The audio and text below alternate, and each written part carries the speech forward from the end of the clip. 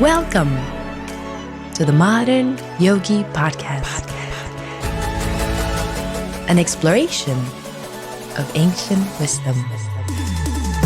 Hello, everyone. Welcome back. We are on chapter 8, text number 22, and episode number 62. You know, like I'm looking around like, where is Abhijit's sign? We're lost without Abhijit's sign. So yeah, if you don't know, every single episode, our producer holds up a giant sign that has our episode number, and without him, we would be completely lost because we don't know. Are we on episode 4? Episode 44? I don't know. But all we know is we're super excited to be back. It's always like such good vibes before the episodes begin. Thank you for joining us. Our producer is Abhijit. Our social media director is Ella. They are the team that puts everything out there. They're the reason that all of our content gets out to you, out into the world. So thank you both for everything that you are doing. My name is Shama Sangeeta. I'm Priyadarshini. And I'm Shamali. And we are the Modern Yogi Podcast. The Modern Yogi Podcast. The Modern Yogi Podcast.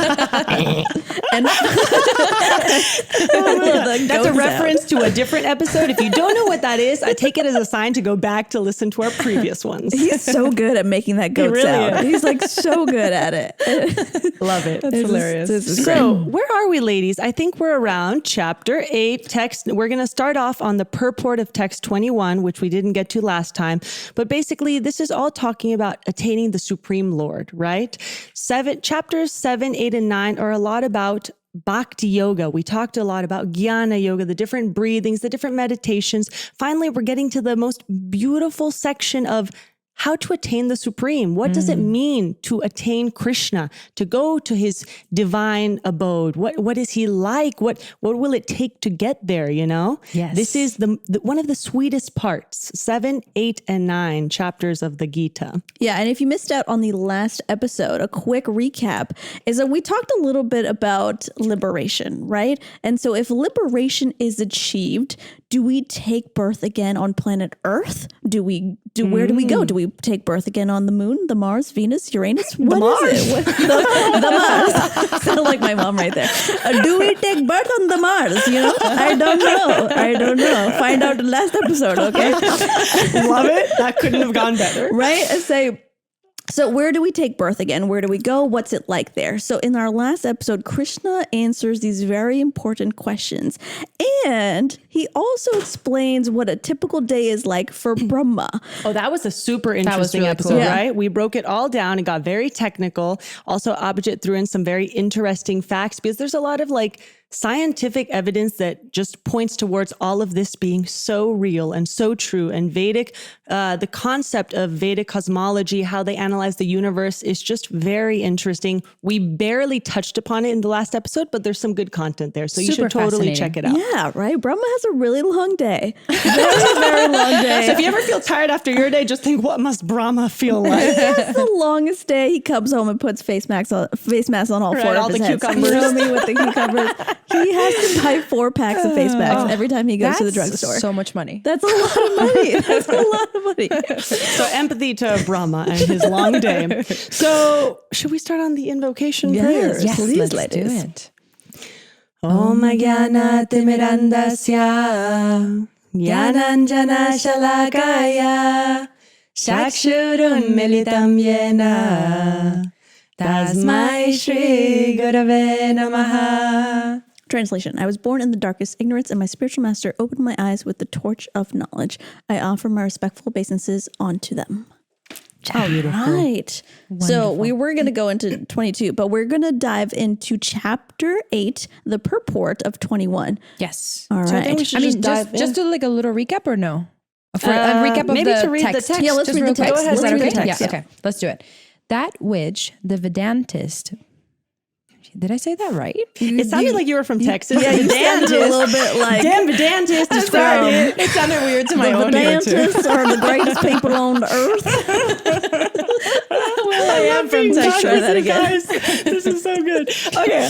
Yeah, but Priya and I, we both were born in Texas. Anyway. I wasn't, but I lived there Oh for my God. I don't know what I knew that. I just had amnesia. Priya is a Texan at heart. Because I know her from Texas. She loves all the Vedantists.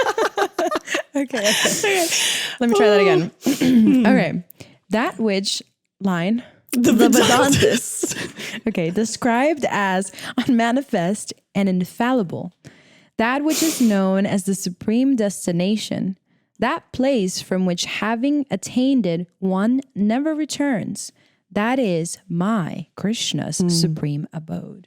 So this is a very special text and purport because in the text, they're already showing, okay, that place beyond all of this. We just talked about Brahma's day, all the cycles, what happens at the end of all the yugas, right? The manifest and unmanifest, what happens? Like if we achieve liberation and Where do we end break this cycle of birth and death and birth and death, where do we go? Exactly. And that's why Krishna says, beyond all of that is my abode. And in the purport...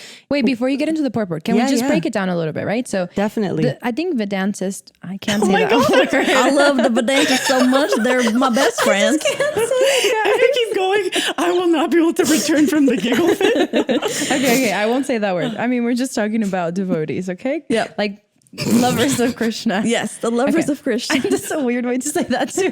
Gosh. Okay, anyways.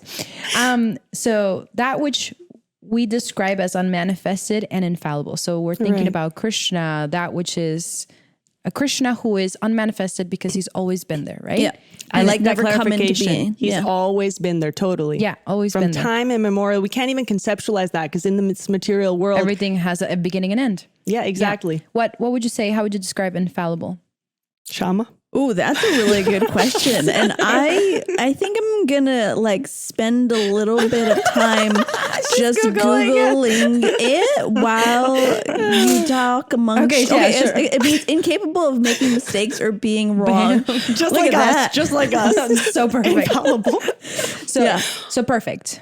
So start again. So like, Okay, let me try that again. Explain it. So that which we describe as unmanifested. So Krishna, who's always existed. Right. Krishna, who is perfect and never makes mistakes. yes.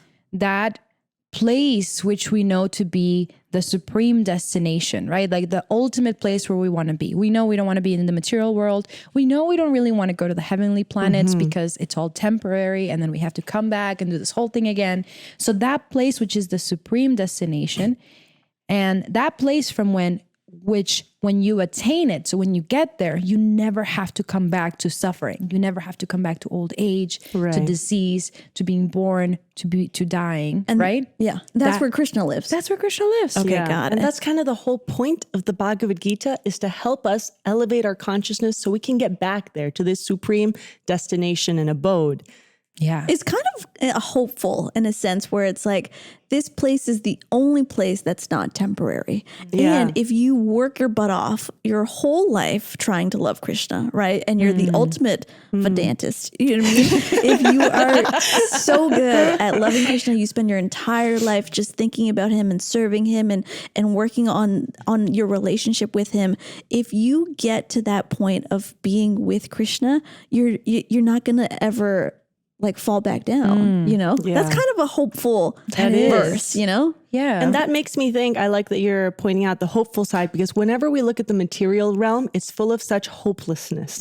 Sometimes, you know, anxiety, death. How could you, so many people nowadays, anxiety is on a rise like never before. And if we think about it, how could you not be anxious? There's death all around us. I'm constantly thinking, I don't want to lose my parents. How much time is limited.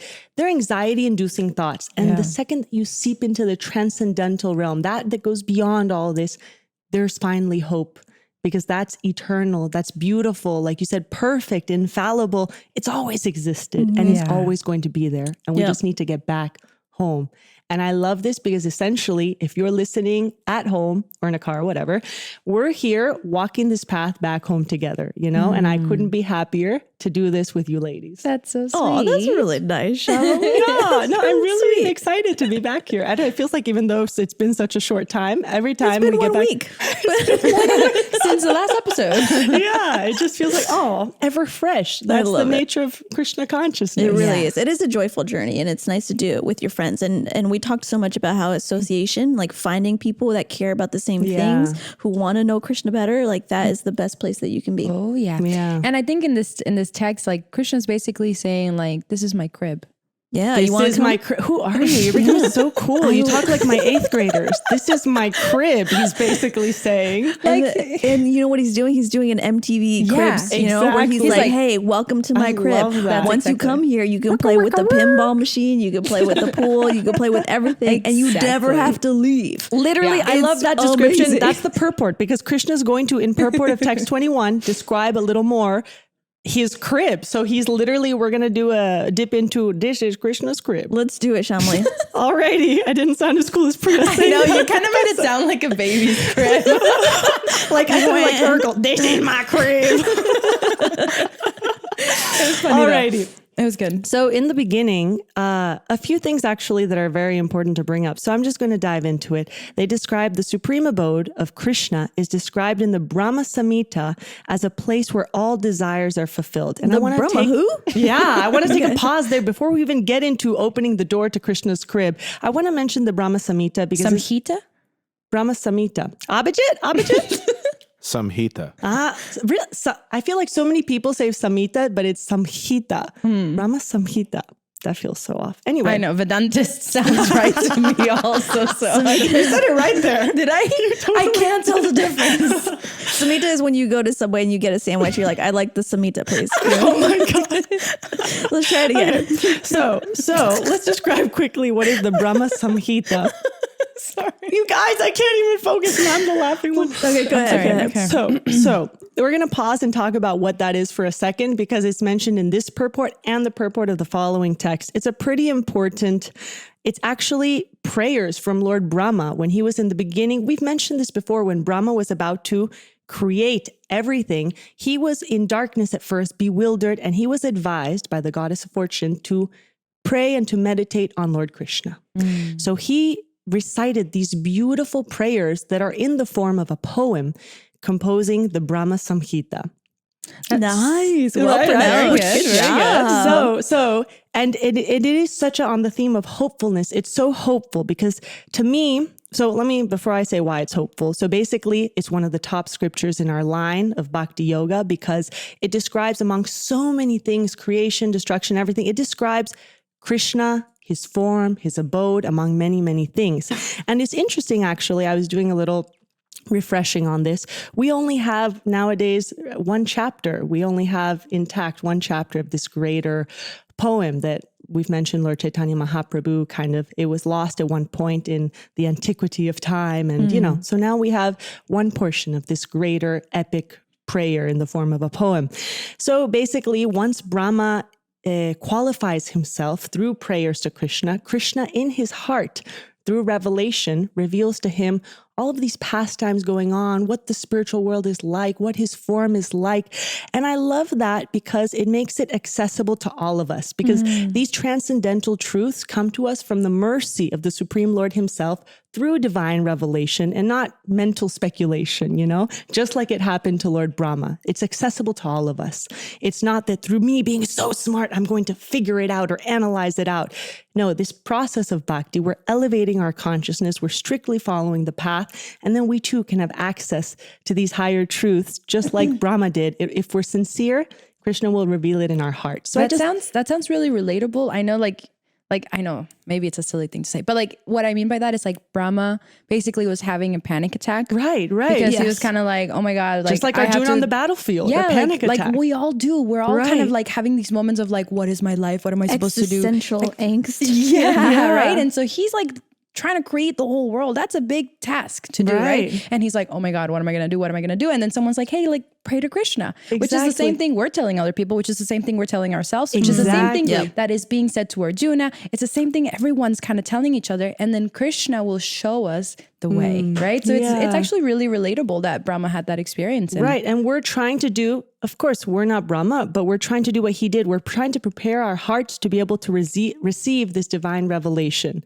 through engaging in this talk. If you're listening at home, we're all trying to prepare our hearts for that, and it'll be revealed. And I thought that's just a really beautiful setting for the descriptions that came to Brahma's heart, which actually Srila Prabhupada, who brought all of this knowledge to the West, he found it so important that When the curtains open in the temple in the mornings, the morning prayers that go on are part of the Brahma Samhita, which Samhita. yes, Samhita.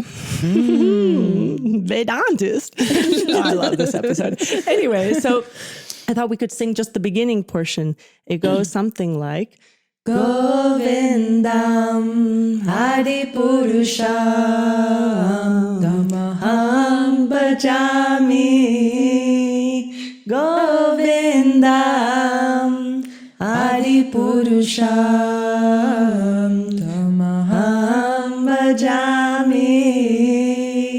So every single morning in the temples all around the world, they play these prayers from parts of the Brahma Samhita. So yeah. Did you know? Let me see if I'm right about this. Isn't that recording that is played in every temple from done by Jamuna, right?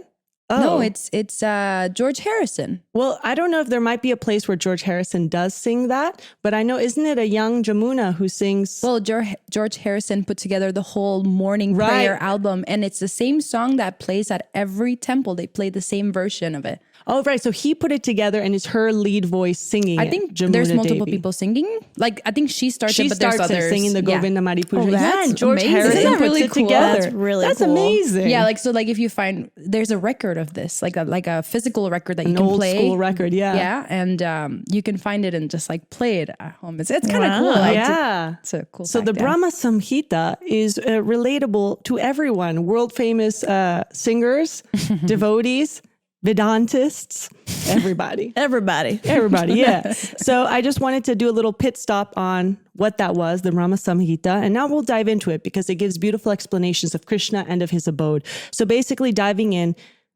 Krishna's abode is a place where all desires are fulfilled. The supreme abode of Krishna is known as Goloka Vrindavan, and it's a place made of touchstones. There are trees called desire trees that supply all types of fruits we want. In this realm, a mango tree provides mangoes. Orange tree provides oranges. Their desire trees provide anything your heart desires, literally. That's pretty awesome. That's is pretty pretty amazing. cool. And there's a portion that they even don't describe in this purport, but it continues in the original Brahma Samhita where they talk about in the Goloka Vrindavan. I love this line. Every step is a dance. Every word is a song. And we hear that so often in our tradition, right? Yeah. That just kind of, to me, what does that make you guys feel? It foreshadows the beauty of it all, right? Oh, It's yeah. so The joy. effortless, Sounds joyful. like a good dang time. Yeah. Good time. Can I read one more little description of Vrindavan that goes in line with this one? So this is like heaven, right? Like you're describing like Yes. heaven, right? Oh, Like yeah. this is the place that we're trying to achieve. And once we get there, we don't go back down to the material Yeah. world. And you're describing the beauty of it. Exactly. And later on in the purport, they're actually going to describe how special this is. Because this isn't just, there's many Vaikuntha heavenly planets. This is the centermost, topmost place we can go to, which we'll get there in a moment. I want to, if you're all listening to this, and then I'm going to ask you ladies to tell me what you feel after this, close your eyes and try to really visualize this. Okay, and deep then, breath in. And then I'm going to ask you guys what you think. Deep breath out. I wish I had like Om gong symbols going on. Anyway, there we go. There we go. Okay. Sorry. So, right, there's a deep breath. description of Krishna's home, and it says follows. Goloka, also called Vrindavan, is always full of cows. There are many waterfalls which are always pouring water, and the sound is so sweet that it covers the sound of the crickets. And because water flows all over the forest, always looks very green and beautiful. The inhabitants of Vrindavan are never disturbed by the scorching heat of the sun or high summer temperatures. The lakes of Vrindavan are surrounded by green grass and various kinds of lotus flowers that bloom there. The air blowing in Vrindavan carries the aromatic pollen of those lotus flowers. When the particles of water from the waves of the Jamuna River, the lakes, and the waterfalls touches the bodies of the inhabitants of Vrindavan, they automatically feel a cooling effect. Vrindavan is such a nice place. Flowers are always blooming, and there are even various kinds of decorated deer. Birds are chirping, peacocks are crowing and dancing, and bees are humming.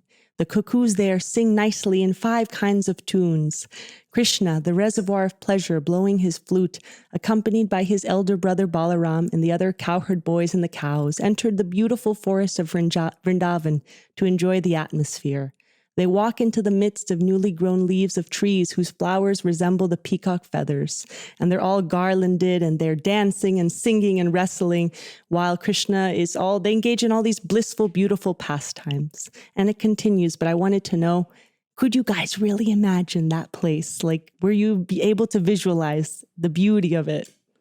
That was beautiful. I mean, it sounds imaginary because we live in this material world and like nothing is that amazing. Right. So It sounds like the kind of place that or the mindset of like when you were going to go travel and you're like, oh my gosh, I'm going to go to this place and it's going to be the most amazing place. And it's going to be like, the water's going to be cleaner and the fruits are going to be tastier. And like, you're just like excited. Right. But nothing in this material world quite compares to that. But what I wasn't thinking, like what I was thinking about was like the best places that you've ever traveled to. Do you remember like the most beautiful place that you've ever traveled to? Yeah. Like for me, it was like Banff in Canada, which is a national park in Canada. Most beautiful thing. And I pictured that and I imagine picturing 1,000 times more beautiful than that. Right. Like that's gorgeous, right? Yeah. Right. Well, and even if you go to Vrindavan on this earth now, which is about 90 miles south of Delhi, and it's where Krishna basically came onto earth to have all of his pastimes here. And when he descended, he came to this particular part of the land known as Vrindavan. So I went to Vrindavan the first time with my family when I was 3 years old. And even within my own lifetime, it's changed so much from the age of 3 till now when I visited just earlier this year. And in those couple of decades, since I've been there, it used to actually, you can kind of see glimpses of what it really looked like there. It really looked like this. You go to still some parts that are still intact and more in the nature and the outskirts, not in the very heart of Vrindavan. And there are peacocks roaming the fields. It's literally like this. And you think, wow. Because I agree, Shama, you might hear this and someone who's never been might be like, yeah, that feels fake. That's imaginary, Or even someone who's been to Vrindavan might be like, oh, I don't know, because things have changed so much. But it's a little more internal now, right? To be able to tap into the true Goloka Vrindavan. Yes. But you know what you mentioned, that it's like it is a real place. And I just want to stop for a second where it's like, we're talking about Goloka Vrindavan, which is heaven, and like we're imagining all those things. But what's also really cool is that we have a God that actually took birth on this planet. And there's a place in India right now that you can go and you can go check out these different pastimes. You can see where he played with his friends. You can see where he hung out with his girlfriend Radharani. You know what I mean? Like you can see all of these cool places. And this is a place that actually exists. You know what I mean? You totally. Like it drives me crazy. Like, have you guys heard of I think it's it's the colonial name is Adams Bridge. It's like the bridge that connects like southern India to Sri Lanka. I've heard about it, I think. Right? Yeah. Right. And it's like it was built by Hanuman and the monkeys to help Lord Ram cross over and to help Sita. And like that's a whole different topic. But like these things are real. Like NASA can see these images from satellites and whatnot. And like these places are real. Yeah, like didn't they find huge chunks of stone underneath the ocean in parts that would have been nowadays that bridge connecting to Sri Lanka? It's so wild. It's like, this is Ramayana. Like Rama is Krishna and Krishna had these pastimes and you can see the physical manifestations of these pastimes in real life. We don't just have to imagine. Exactly. Confirmed by NASA. You know what I mean? And so like, that's beautiful. Yeah. There's literally this place in Vrindavan, more on the outskirts in the nature-y area, where you go to this one rock where Krishna was said to fight against this demon who stole all the coward boys and hid them in a cave. And you go to the rock up on the hill and you're like fields and flowers. It's beautiful. Peacocks everywhere. And on the rock, there's one part that's like, boom, Krishna's hand etched into the rock. It was there when I was 3 years old. It's still there now. It's more weathered over time. The rain coming down and now they had to put a little thing shielding it from the rain.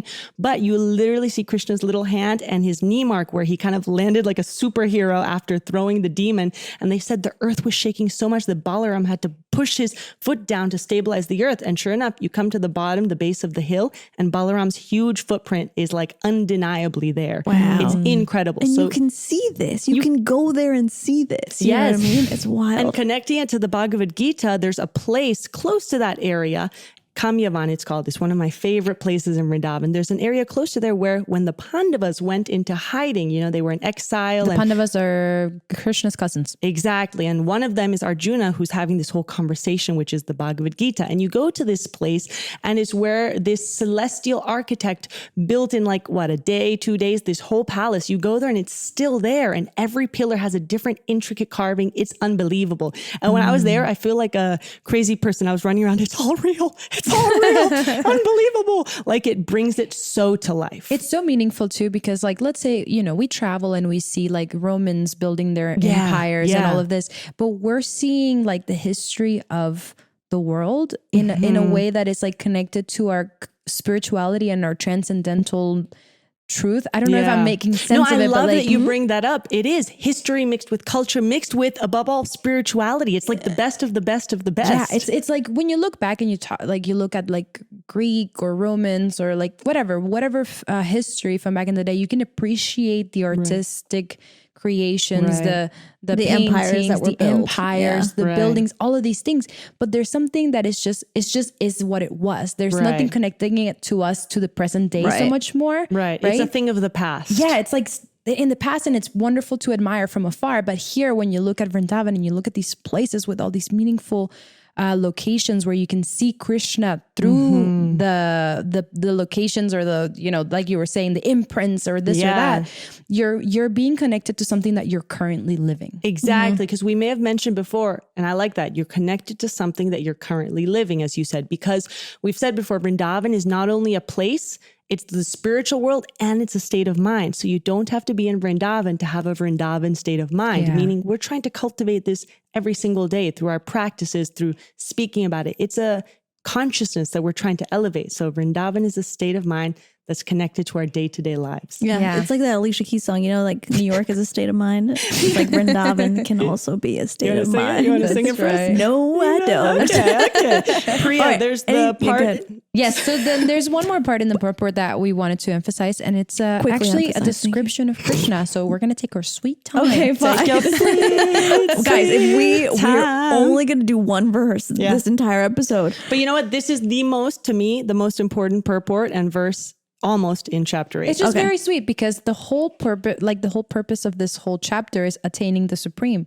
And remember that time when we talked about how that guy who went to the party and he didn't know his wife? Oh, yes. Right? If you don't know who Krishna is, how can you attain him? So we're just going to describe him, okay? Okay, Give us a second here. All right. It says, sorry, 1 second.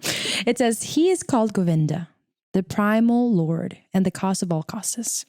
The Lord is used to playing on his flute. His transcendental form is the most attractive in all the worlds. His eyes are like lotus petals. His body is like the color of clouds.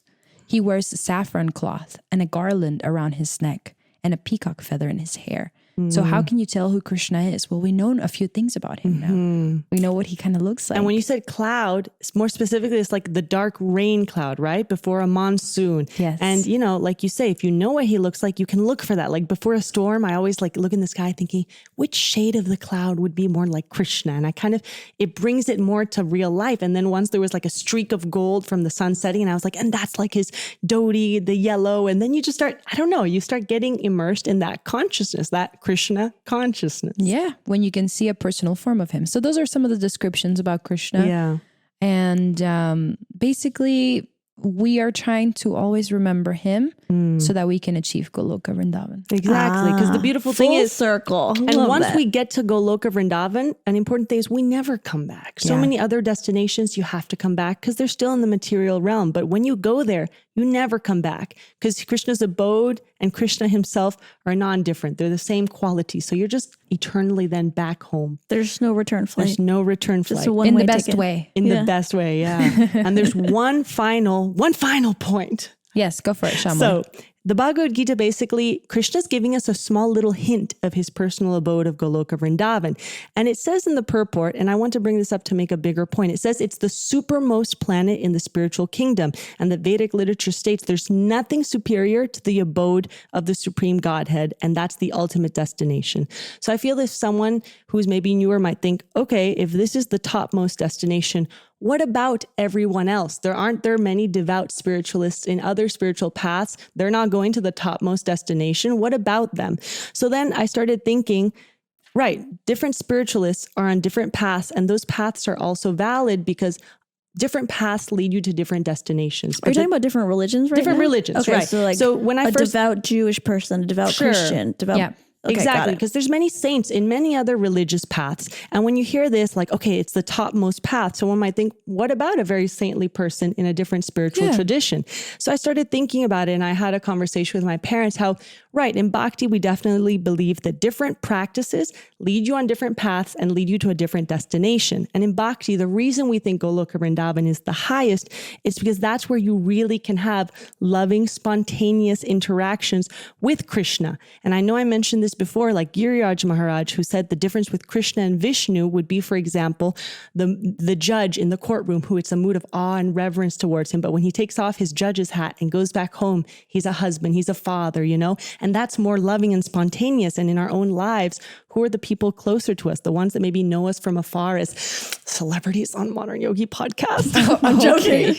Very D-list. No, that derailed. But the point is, who's closer in your life? Those who know you maybe from afar and like, oh, they're cool, I want to be their friend, or those people who you really have spontaneous loving interactions with. So that's why I wanted to connect that to the reason we think this is the topmost path, because that's where you really can have loving interactions. And there's other spiritual destinations, heavenly planets, but you're not going to have the sweetest interactions like you do in Goloka Vrindavan. And in a scientific way, the reasoning is also that every other planet still has birth and death. Exactly. Right? Like it might not have suffering to the same extent that we suffer here, but it still has like an end to it. So you can be a devout Christian and then you can go to a heavenly planet and then you can reap the rewards of your devotion. And then you will have another opportunity. Like it only lasts so long, right? Your karmic balance, because that's karma is like a whole balance, right? Like, and so you can get a bunch of good karma, right? But then that expires at some point, because what we're trying to do is to not have karma, like not even At positive all. or Yeah. negative. We want no karma at all, right? Right. And so all these other paths, they accumulate a lot of wonderful karma, but then that eventually has to Right. And be now there, expend. right. And it depends, I guess, who they're worshiping. There might be some different religions that they are worshiping God in a very personal way.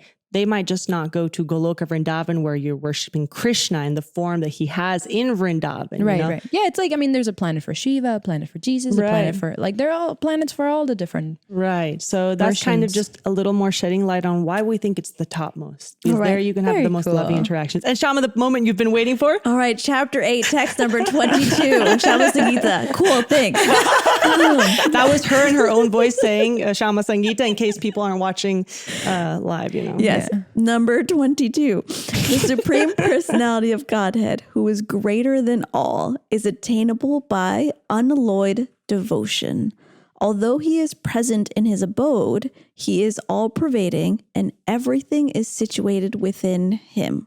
Who's talking right now? Is Krishna talking about Krishna right now? Is he still doing the MTV Welcome to My Crib? Yes, Krishna talking about Krishna. Yeah. Krishna talking about himself in third person. I'm okay with that. That's kind of cool.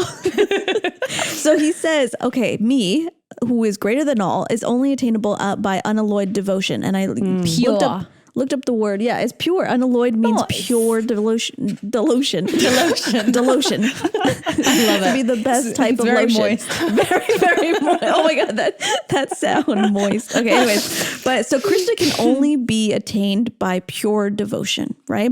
Although he is present in his abode, he's hanging out in his crib. He is all pervading. So he's everywhere. Yeah. And everything is within him, right?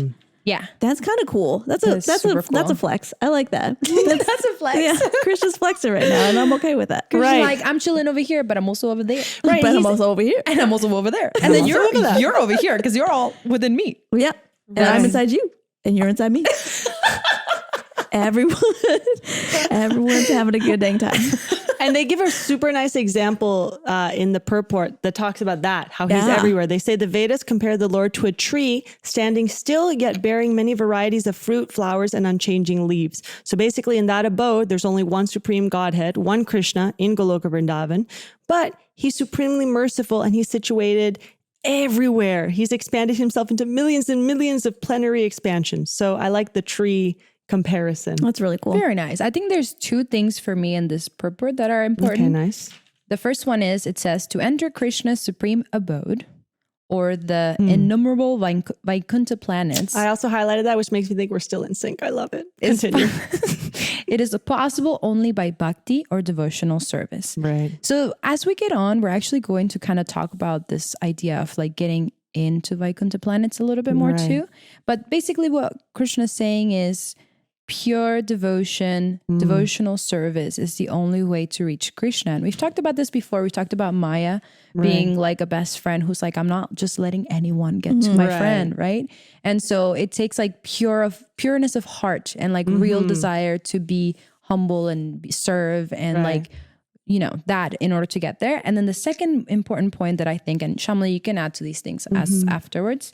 It says, Krishna's energies are so expansive that they systematically conduct everything in the cosmic manifestation without a flaw. We are so in sync. You have no idea. Like I highlighted that, then all the way, that's like down the purport if anyone's following with the book, and we're highlighting the same exact lines. Wait, can you repeat that line again? That's so beautiful. Yes. So it says, Krishna's energies are so expansive that they systematically conduct everything in the cosmic manifestation without a flaw, although the Supreme Lord is far, far away. Oh my God. You know what I think about when you say that? It's like the planet is moving and it's rotating and it's going around the sun and the sun rises every single day and sets every single day. Like everything is in perfect what's the word? Synchronicity, you know, which is so beautiful. Yeah. And that's exactly what I thought of when you said that. And you know, it makes me think that line also, he is obviously the topmost a goal because he's the supreme enjoyer, because who else, you know, he has different like people to execute this, to execute that. Like he's not having to do anything. He's just there enjoying in his heavenly realm in the Goloka Vrindavan. So he is the topmost enjoyer. And I think someone at one point who wasn't necessarily within the Bhakti movement, they were like, yeah, who is this Krishna? He obviously is at the top because he's delegating. He's having other people do the work and he's just enjoying. He's just playing the flute. So he obviously is the topmost, you know? Smart man. He is having others. I mean, of course, he's doing a lot, but he is ultimately having other people in charge of different things. And without a flaw. And that's, I mean, you can't picture that now. There's no company, there's no group of people, there's nothing that functions without a flaw. So, but also without a flaw while being long distance. Right. Like that's really That's hard. impressive. That's Super a really impressive. good trait to put on your resume. You know That's what I mean? impressive. Of course, these all come from Krishna. So they're part of him, but he, in the form of Krishna, playing the flute, is just enjoying, just having loving exchanges with his devotees. So yeah, I love that because it kind of shows he's literally just the supreme enjoyer. So Krishna works from home. Yeah, he works from home. Also works from home. I'm pointing at my heart. Right? Beautiful. Isn't that beautiful? I like it. I like it a lot. Very nice. And you know, one more thing about the spiritual destination, I like that it says it's a place where everything is full of spiritual bliss and all the variegatedness manifest there is the quality of spiritual bliss because nothing's material. Variegatedness coming from like variety. Oh, say it again. Say the whole line again. Okay. Thank you. Just so I can process that information. All the variegatedness manifest there is the quality of spiritual bliss. Like everything is spiritual bliss. Nothing is material. And that variegatedness is the spiritual expansion of the Supreme Godhead himself, meaning the entire spiritual world is an expansion of that spiritual bliss and variety that comes from within Krishna. I just Googled it. That's a real word. Yep. She's talking. She's reading it, so I hope so. Oh, it's time to wrap up. Okay, you cool. know, one thing that's interesting. Wait, were you saying it's time to wrap up? No, he go just ahead. showed Our producer Okay. gave us a sign, but we One have some thing time. about that, because, you know, because our personal existence has been experienced in the material realm as essentially painful, Srila Prabhupada writes in his commentary that the conception of retaining this personality, this personal form after liberation might frighten people. Like, because, you know, the spiritual world is very personal, very intimate, very loving. And a lot of people, a lot of materialists, our experience with this material nature is pain, suffering. So people might feel a little apprehensive, a little scared, like, what? Up in the spiritual realm, it's also personal. So Prabhupada writes that when they are informed that spiritual life is also individual and personal, some people might become afraid of becoming persons again. And so they naturally might prefer a kind of merging into the impersonal void, the impersonal Brahman. But entering the path of bhakti, however, we can gradually begin to experience our real spiritual selves and a release from this egotistic anxiety. And when we finally become purified, we're able to relish this vision of bliss, of personal spiritual existence in Goloka. So I thought that was an interesting twist on why for some they might feel more comfortable going into, we've talked about the impersonal Brahman, the light, where you're just kind of floating in the light, you know? Yeah. I mean, I think as individuals right now in society, we sometimes have a hard time being individuals. Right. And we try to place ourselves in labels that group us with other people's because it's more comfortable.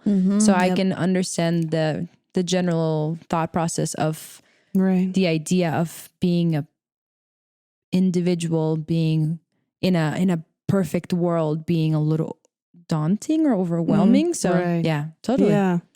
And yeah, basically that concludes a bit the purport that Krishna, with all of his energies, he's present everywhere, both in the material and the spiritual universes. And I love that. Yeah. And to just kind of put a nicer twist to what we were just saying, Shamli, like, I think it might be frightening to have that like individualism, but we are to understand that Goloka Vrindavan, you will enjoy your individualism. Yeah. You will be, you will feel like you belong. You will feel like this is the perfect place for you. It's not something to be afraid of. It's something to be excited for. Yeah. For a place of no suffering. And like, I mean, if you've had an experience of being with, whether it's whatever suits you, right? Whether it's people or maybe it's food, whatever it is, that experience that you've had something really, really good happen to you, that's what every day would be like, right? That's kind of dope. Yeah. Yeah. Like really good food or really like nice, fun hangout with a friend or whatever it might be, right? Yep. So yeah, nothing to be afraid of. Beautiful. All right. And that wraps up this episode. We will start again, chapter 8, text number 23. Thank you so much for listening, everybody. See you next time. Bye. Bye.